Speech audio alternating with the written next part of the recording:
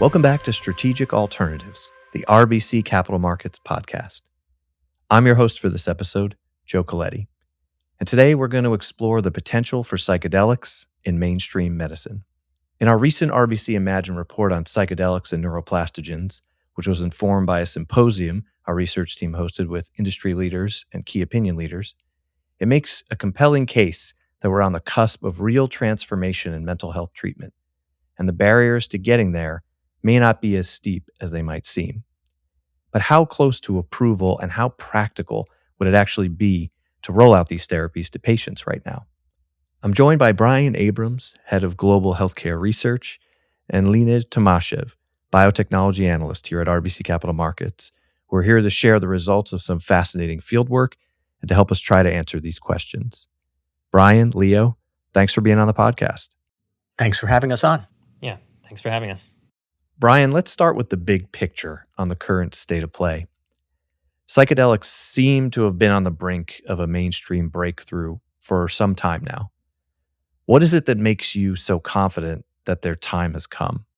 First of all, depression and anxiety represent some of the largest areas of unmet need in all of medicine.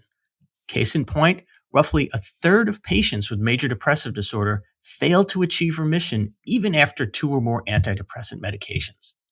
What makes psychedelics so interesting is their potential to fundamentally change this equation. Rather than a daily pill, we're talking about single administration or short course therapies that can offer rapid onset and durable remission, a genuinely new treatment paradigm. Psychedelic drugs were once considered too controversial for mainstream psychiatry, but that's changed dramatically in recent years as both academic institutions and biopharma companies have moved aggressively into the space with rigorous clinical programs. The clinical evidence is becoming increasingly robust. Compounds like psilocybin and LSD have shown statistically significant and clinically meaningful efficacy results with effect sizes larger than traditional SSRIs in certain studies. We're now approaching a truly pivotal moment. Several late-stage readouts are anticipated this year, including some that have already happened, and our work in the space has us increasingly constructive. In fact, when we surveyed psychiatrists about which drug classes excite them the most around treating depression, psychedelics ranked second, a remarkable signal of clinician enthusiasm. The policy environment has also shifted. The FDA has published draft guidance establishing a clear regulatory path for late-stage development, and the agency has been open and engaged with sponsors in navigating that path. So you covered a lot of important points there. What else are clinicians and biotechs saying right now? Is what they're saying continue to support your view that this may be a watershed moment for psychedelics? We think so. In January, we had hosted our Psychedelic Symposium, bringing together expert KOLs and management teams from several psychedelic and neuroplastogen companies to discuss commercialization strategies, payer perspectives, and regulatory insights. And we came away convinced that the commercial challenges here should be very surmountable. Regarding demand, the message was unambiguous. Clinicians anticipate wait lists of many patients eager to try psychedelics, really reflecting the deep unmet need and the strong physician appetite for new options. Capacity-wise, we expect about 1,000 high-volume centers will serve as the initial prescriber base in year one, leveraging and expanding on the well-established Spravato infrastructure that's already in place. And pricing appears acceptable to payers. They didn't balk at the $30,000 to $70,000 annual price range put forth by companies, with efficacy, safety, and durability being the key drivers of formulary placement. We do get a lot of questions on intellectual property protection for this class of drugs, just because many of these are older compounds, but we see a meaningful competitive moat against generic entry, including robust REMS requirements, the controlled substance regulatory framework, and the operational complexity of psychedelic administration, all of which we think create durable barriers for these drugs even after their initial regulatory exclusivity expires. And on the FDA itself, while the agency will maintain high standards, it does sound open and actively engaged with sponsors in the space. The bottom line from our symposium was that physician interest is high, pricing and reimbursement dynamics are favorable, generic risk is limited, and the regulatory path is increasingly clear, all of which underpins our conviction in the space. So you mentioned the regulatory momentum right now.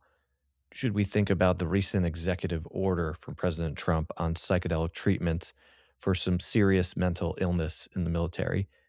Yeah, so we think the president's executive order on psychedelics, signed back in April, is a meaningful policy signal and one we view as a substantial step towards diminishing regulatory risk for this emerging therapeutic class. Most directly, it directs the FDA to issue Commissioner's National Priority Review vouchers to psychedelics programs with breakthrough therapy designation, which several of these drugs already have, potentially compressing review timelines further to as little as 2 months post filing. And it also creates a right to try pathway for eligible patients that could further improve public perception and build momentum ahead of the commercial launches. The veteran focus is particularly significant given PTSD's massive unmet need. 13 million Americans affected with only 2 approved therapies. And the FDA wasted little time in following up with concrete priority actions, announcing Commissioner's National Priority Vouchers for 3 psychedelics programs studying psilocybin in treatment resistant depression and major depressive disorder, as well as methadone for PTSD. What do you see as the biggest clinical or commercial risks that investors still have to keep in mind? There are a few important potential challenges for this drug class that are worth understanding. The first is functional unblinding.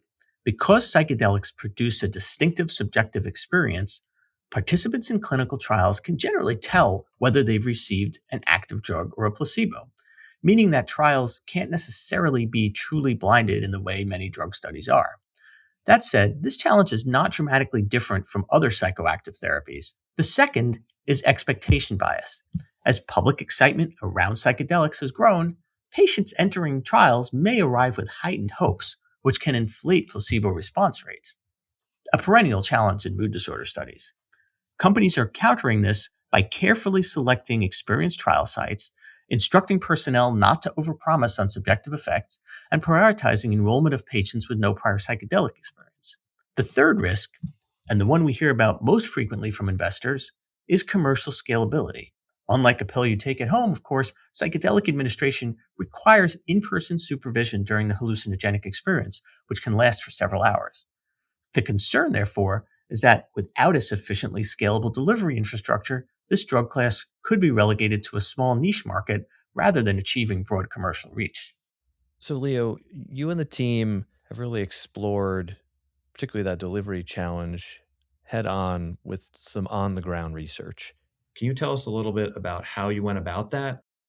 So, what we did was we ran a survey of treatment centers, and these are interventional psychiatry clinics that administer some of the later line therapies for depression, anxiety, PTSD, etc. And these include Spravato, which is going to be the main focus that I'll touch on, as well as some others like ECT and TMS. And the reason that Spravato is relevant here is that it has a number of overlapping properties with some of the psychedelics.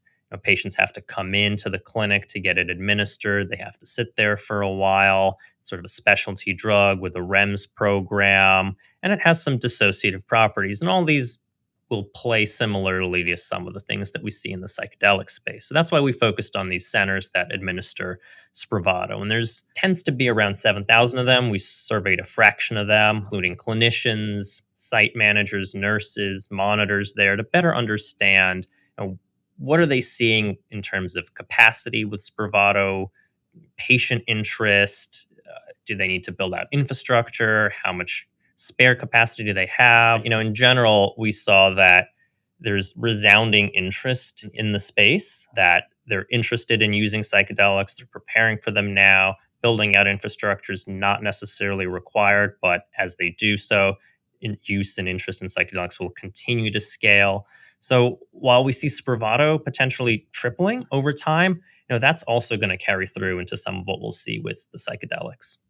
Are there any caveats to some of the optimism? Are there other things to watch closely that could, hamper or slow that rollout?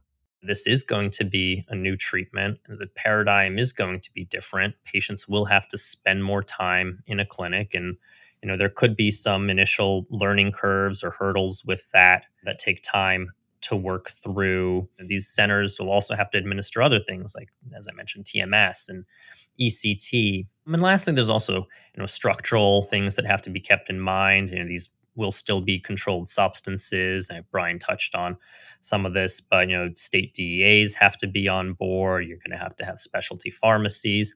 Ultimately, it's going to come down to what do the REMs look like? What do the monitoring requirements look like? How much of a burden is this really on the patient to go out of their day and take a psychedelic? But the strong feeling is that the demand will be there. Yeah, absolutely. I mean, I think that's one of the things we've heard consistently, and this has been coming from some of the physicians that we talk to. That they'll say that they already have patients asking them today if there's psychedelics that they can take. We've heard this from the biotech companies that we cover. That there's strong demand, strong interest, and that's exhibited both by patients, by prescribers. It's also seen in the fact that some companies like Compass are already signing contracts with interventional psychiatry centers. We've talked to some of these interventional psychiatry centers as well, and they're excited for psychedelics. They see them coming. Some of them are already starting to put out training materials, learning materials. There's really strong demand no matter how we measure it. A lot of fascinating insight today. I know we've only scratched the surface. I encourage our listeners to check out your research, check out this report, contact your RBC representative to get access. And I want to thank you both for joining the podcast, and we will definitely have you back again to continue the conversation. Thanks for having us. Thanks for having us.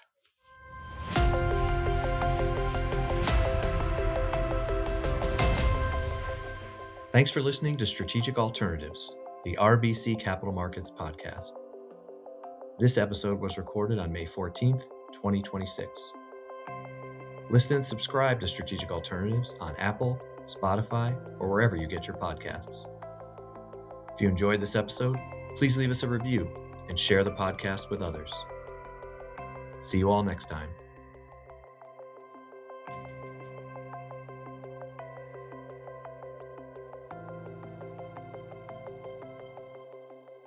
This content is based on information available at the time it was recorded and is for informational purposes only. It is not an offer to buy or sell or a solicitation, and no recommendations are implied.